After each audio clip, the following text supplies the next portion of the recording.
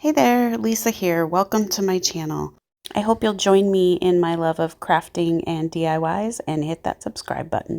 We are back again this month for the Napkin Exchange Challenge. Only this month we are not exchanging. We are using napkins from our stash. This is hosted by Sarah at Sunflowers and DIYing. Her channel as well as the playlist will be linked in my description box. Check it out. So for this DIY, I started with this sign from the Dollar Tree, and I'm just kicking myself for not picking up more of these. But what I did was I took a black furniture marker from the Dollar Tree, and I just colored around the border so that it was darker. And then those furniture markers have sort of a gloss finish, and I did not want that. And so I just sanded the edges and roughed it up just a little bit and brought it back to a matte finish. I then took one of these flowers and gave it a little nail hole filler in the back where the staples were, and then I gave it a couple of coats of white paint after I sanded down the nail hole filler a little bit. And I did do the edges as well as the back, which will be my front. Once the paint was good and dry, I took some Mod Podge and gave it a nice thick coat of Mod Podge, and then I'm going to take my heat gun and dry that. Then I took this gorgeous napkin, and I am just trying to figure out which part I want to lay down on the flower here. Now, I have already removed the plies off of this napkin, and this was actually a 3-ply napkin, so just be sure to pay attention to that. Make sure that you get all the plies off. And so I just have it down to the main one, and I've decided where I want it. The Mod Podge is dry, and so I take the napkin and lay it down and then add a piece of parchment paper on the top, and I am just ironing it down to the surface, and this reactivates the Mod Podge, which makes the napkin stick, and it also makes for a beautiful surface, nice and wrinkle-free. It almost looks painted on.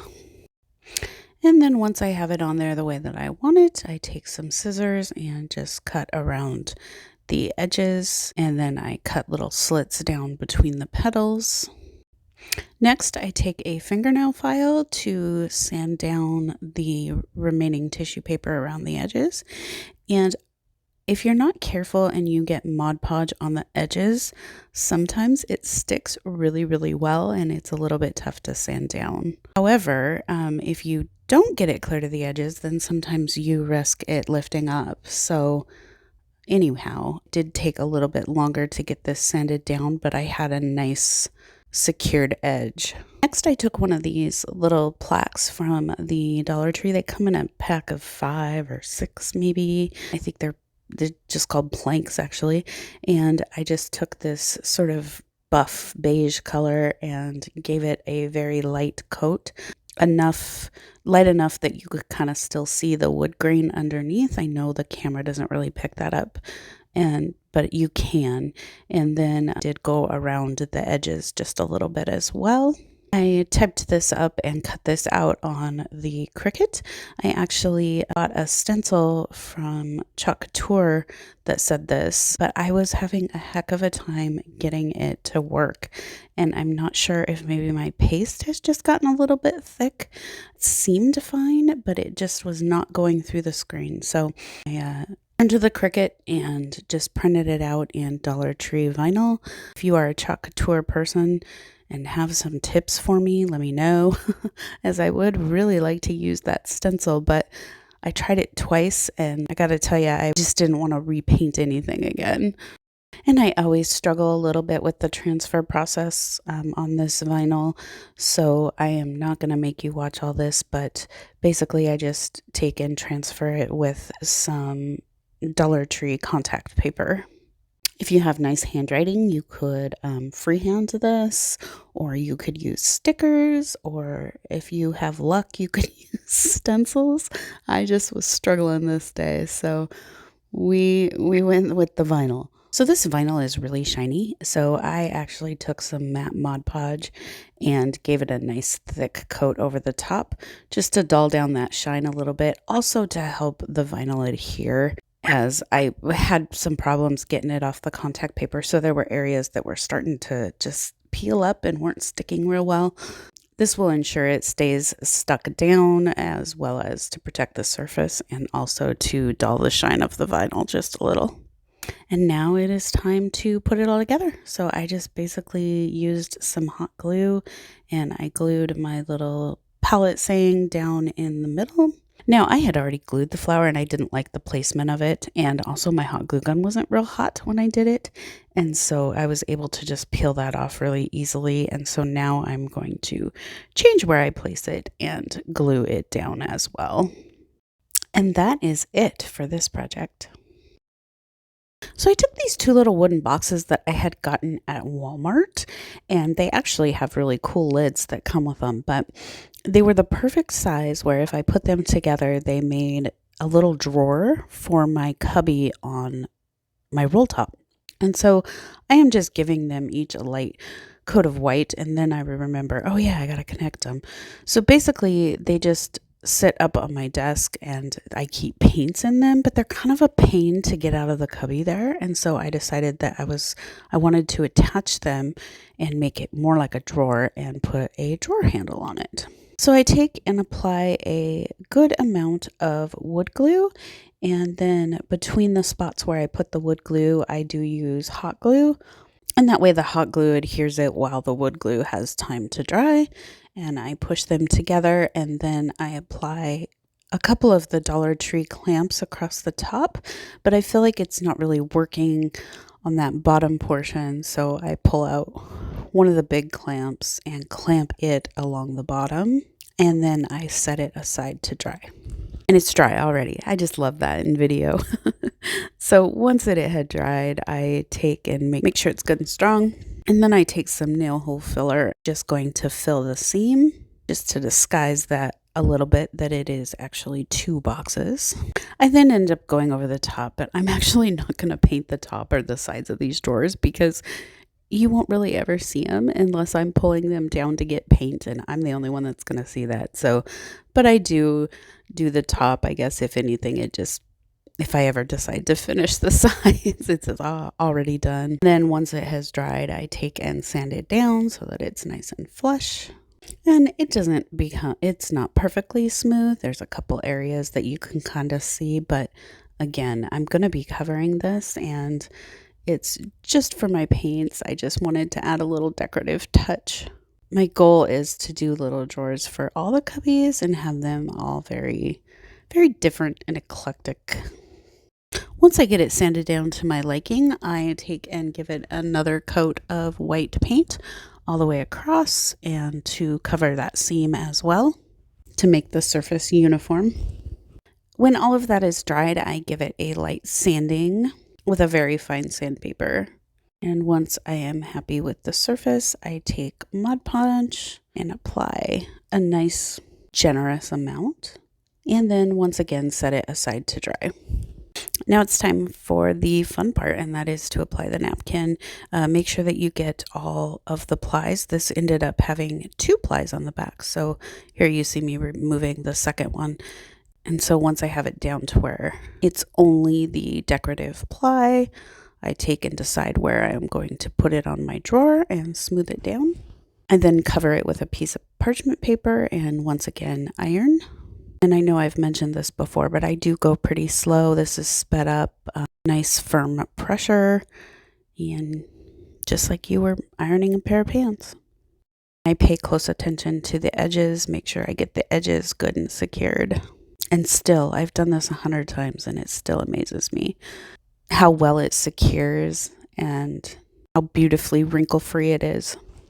Once I get it ironed onto my liking, I take and trim off the excess napkin. If I call it tissue paper, I'm so sorry. I like using both, so sometimes I get confused.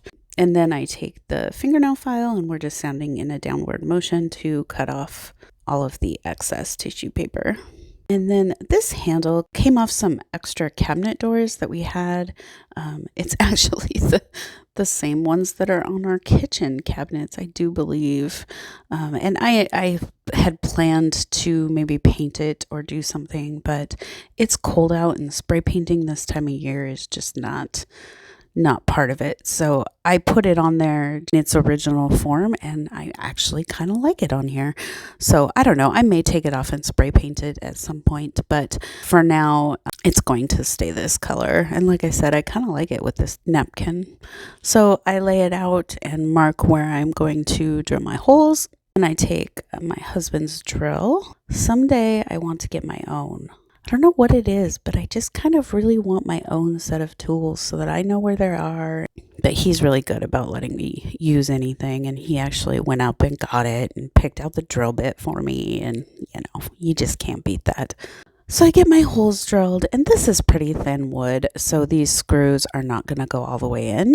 And this was a little bit tedious because of the angle, and I actually had to solicit my husband's help because I couldn't quite get them through without the use of a tool, and I didn't have an angle screwdriver, and I didn't have a screwdriver that fit in there. So he came and helped, and between the two of us and several different tools, we did get these screwed in. So now you see my husband here helping me with this little ratchet screw, and we're just screwing them through enough that you can attach the handle piece, and then attach the handle piece on, and then finish screwing them in.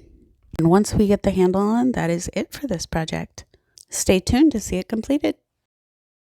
My daughter commandeered my clipboard years ago, and I have just given up on getting it back. She uses it all the time. And so I decided just to pick myself up one from the Dollar Tree and give it a little overhaul.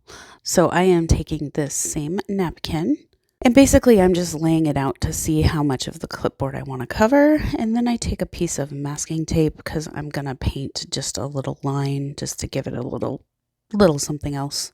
And so, like I said, I'm just taping off a section there. And then I'm figuring out where I want my tissue paper. And then I'm going to tape off the other section where I'm going to paint the line. And then I take and do a couple of coats of white paint on the bottom. It's just white acrylic paint. I think it's maybe apple barrel. And then I take this sort of turquoise color and do the stripe with it. And I do only do one coat of this just to add a little bit more interest to the board. And then here is the moment of truth. And we got a pretty good line. I was surprised. I gotta tell you, I was pleasantly surprised. And then I take, once the paint has dried, I take Mod Podge, and I'm gonna do a coat of Mod Podge over the white because this is where we are gonna stick the napkin. But I also do over the stripes as well, because it does just change the texture and sheen of things just a little bit, and so I just wanted it all the same.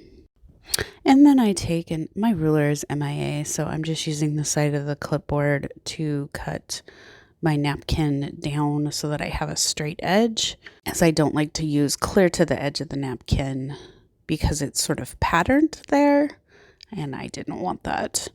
So I don't get it straight, of course, because I never do, but I get it close enough, so we're going to lie that down. And my Mod Podge is dry at this point, so we are going to lie this down where I want it, and then I'm going to take and cover it with parchment paper and apply it with the iron.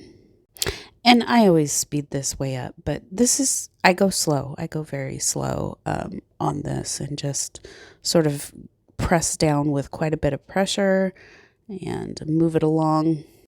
Make sure that it's adhered. I always do a little extra around the edges, as if it's going to pull up, that's generally the location in which it will do that.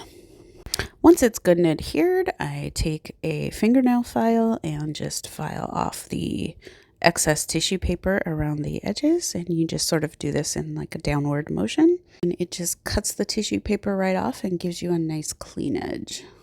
It still amazes me. There was a spot where the tissue paper there was just too crooked, so I did take my X-Acto knife and cut it down just a little bit. And to finish this piece, I designed and printed off "In a Field of Roses Be a Wildflower," and I am going to put that on the clipboard.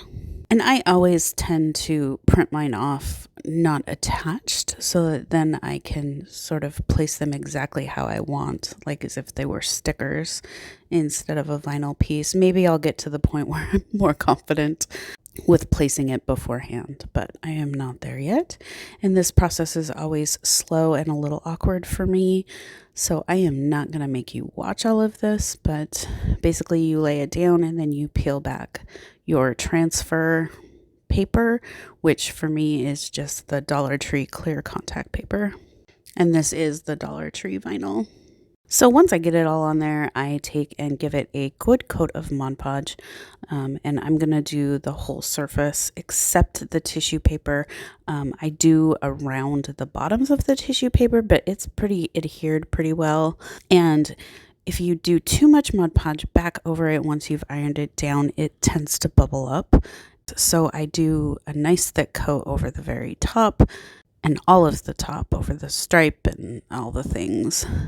And then at the very end, I do just a little bit around the edges where the tissue paper are, just to make those edges, make sure those edges are good and secured. And the Mod Podge does several things. It dulls down the shine on the vinyl. It protects the surface and makes sure that the vinyl is going to stay stuck down. And then it also unifies the texture and sheen of the clipboard so that it all sort of looks similar. Ready to see them all done? These guys were a little tough to photograph, so bear with me. So first we have our small steps every day sign with our pretty wildflower. And then we have the little drawer that I'm going to use to hold paints on my roll top desk. So you can see it here where it's going to live and what's going to be kept inside of it. And then we have the little clipboard. And this is just a really bright spot sitting on my desk. So love to know what you guys think. Do you have a favorite? Let me know all your thoughts in the comments below. Thanks so much for watching and have a wonderful day.